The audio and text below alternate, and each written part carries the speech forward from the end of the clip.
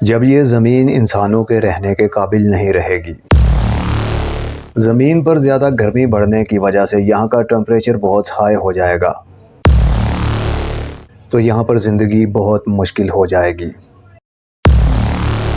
ایسے میں ایک اور دنیا کی تلاش کی جا رہی ہے۔ اس طرح انسانوں کی دنیا دو حصوں میں بٹ جائے گی، ایک دنیا امیروں کی اور ایک دنیا غریبوں کی۔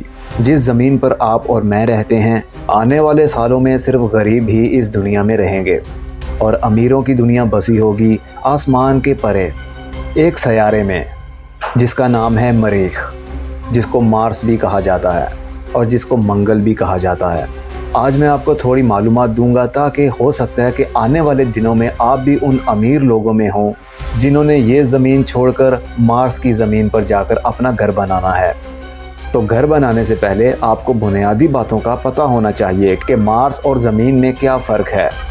مریخ، جسے اکثر سرخ سیارہ کہا جاتا ہے، سورج سے یہ چوتھا سیارہ ہے اور ہمارے نظام شمسی میں سب سے زیادہ تحقیق کیا جانے والا، ریسرچ کیا جانے والا سیارہ۔ مریخ کا رنگ سرخ دکھائی دیتا ہے کیونکہ اس کی سطح پر آئرن آکسائڈ یعنی زنگ موجود ہے۔ اس کا سائز زمین سے تقریباً آدھا ہے، جس کا ڈایا میٹر تقریباً 6789 کلومیٹر ہے۔ مریخ کی کشش ثقل، جس کو گریوٹی کہا جاتا ہے، زمین کے مقابلے میں 38% ہے، یعنی آپ کا وزن مریخ پر جا کر بہت کم ہو جائے گا۔ مریخ کا ایک دن، جسے سول کہا جاتا ہے، زمین کے دن سے تھوڑا سا لمبا ہے، جو کہ تقریباً 24 گھنٹے اور 37 منٹ کا ہوتا ہے۔ مریخ پر رہتے ہوئے آپ کا ایک سال زمین کے 687 دن کے برابر ہوگا، یعنی زمین پر 365 دن اور مریخ پر 687 دن۔ مریخ سورج سے تقریباً 227.9 ملین کلومیٹر دور ہے، یعنی یہ تقریباً 141.6 ملین میل بنتا ہے۔ مریخ پر اولمپک مونز بھی ہیں، جو نظام شمسی کا سب سے بڑا اور اونچا آتش فشاں پہاڑ ہے، جس کی بلندی تقریباً 21.9 کلومیٹر ہے۔ اس پر ویلس میلینیرس بھی موجود ہے۔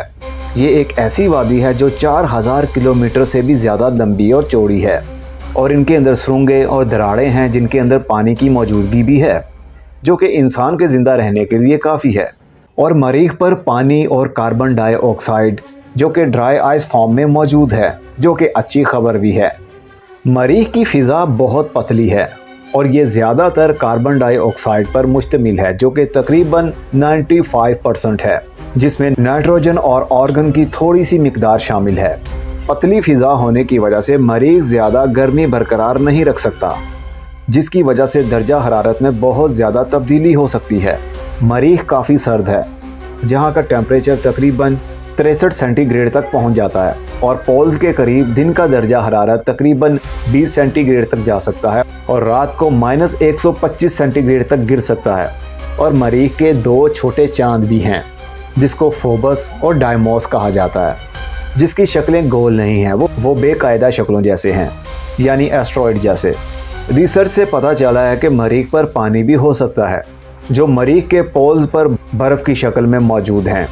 مریخ خلائی تحقیق کا مرکز رہا ہے، جہاں مختلف روورز، آربٹس اور لینڈرز بھیجے گئے ہیں، جو وہاں پر انسانی زندگی کی تلاش میں لگے رہتے ہیں، سیارے کی آب و ہوا اور جیوگرافیہ کا مطالعہ کرتے رہتے ہیں۔